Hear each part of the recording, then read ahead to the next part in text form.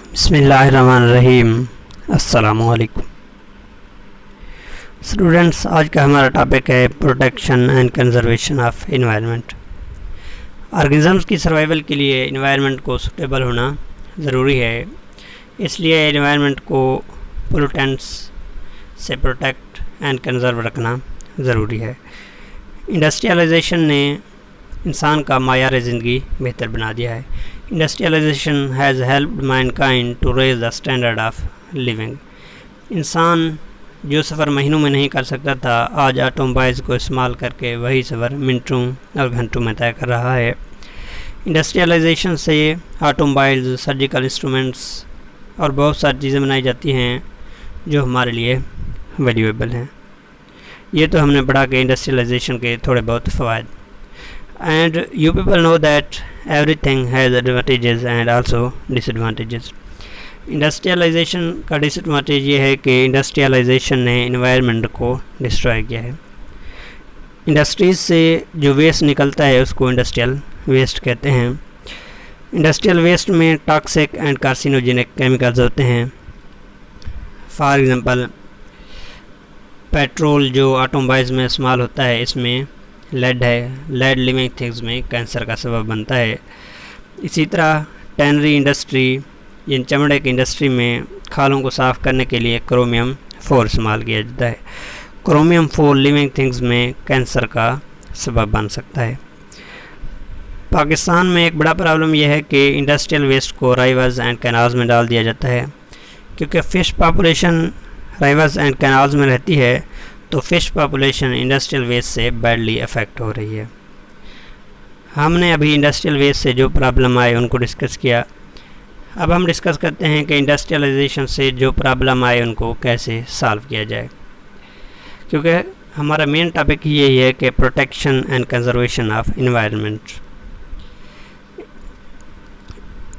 Industries से जो industrial waste निकलता है उसकी ट्रीटमेंट की जाए, ताकि industrial waste rivers and canals में दाखिल होकर फ़िश पॉपुलेशन को एडवर्सली अफेक्ट ना करे। पेट्रोल से लेड को रिमूव किया जाए, यानी लेड फ्री पेट्रोल ऑटोमोबाइल्स में इस्तेमाल किया जाए, ताकि जो लेड इन्वायरमेंट में दाखिल होकर लिविंग थिंग्स को के लिए प्रॉब्लमेटिक है वो इन्वायरमेंट में दाखिल ना हो। इसी तरह टैनरी इंडस्ट्री में चमड़े को साफ़ करने के लिए क्रोमियम 6 इस्तेमाल की जाए।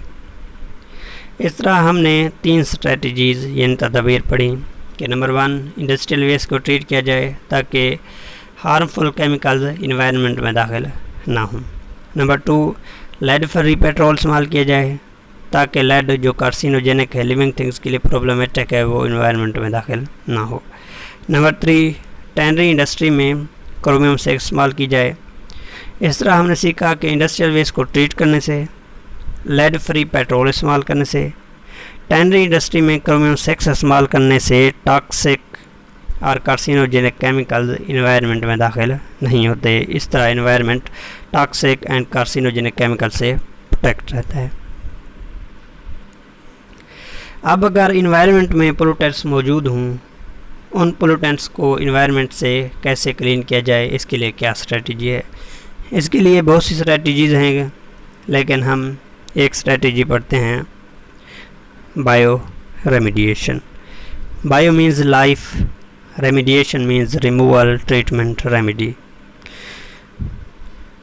बायो रेमिडिएशन एक ऐसा प्रोसेस है जिसमें लिविंग थिंग्स को इस्तेमाल करके इन्वायरमेंट में मौजूद पोल्यूटेंट्स को रिमूव किया जाता है। For example, we can use algae, fungi और other living things for bioremediation.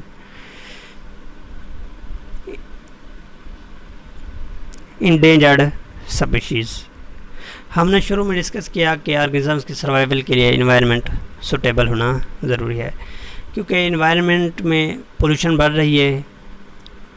Pollution और बहुत सारे फैक्टर्स की वजह से स्पीशीज़ इन्वायरमेंट से एक्सटिंक्ट हो रही हैं, उनकी बका को ख़तरा है। इंडेंजर्ड स्पीशीज़ ऐसी स्पीशीज़ होती हैं जो नियर एक्सटिंक्ट होती हैं, जिनका ख़तरा होता है कि ये इन्वायरमेंट से एक्सटिंक्ट हो जाएंगी।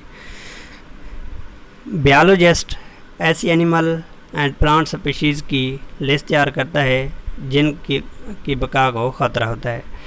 और फिर बायोलॉजिस्ट कहता है कि इनकी प्रोटेक्शन के लिए स्पेसिफिक जो है ना इन्वायरमेंट के अंदर स्पेसिफिक पार्क बनाए जाएं जहाँ पर इन स्पीशीज़ को रखा जाए, क्योंकि अगर इस तरह ना किया गया तो जो स्पीशीज़ हैं जिनको हैबिटेट सूटेबल नहीं मिल रहा पोल्यूशन की वजह से या फिर इंसानों की आबादी बढ़ने की वजह से, ये स्पीशीज़ एक्सटिंक्ट हो जाएंगी। अल्लाह।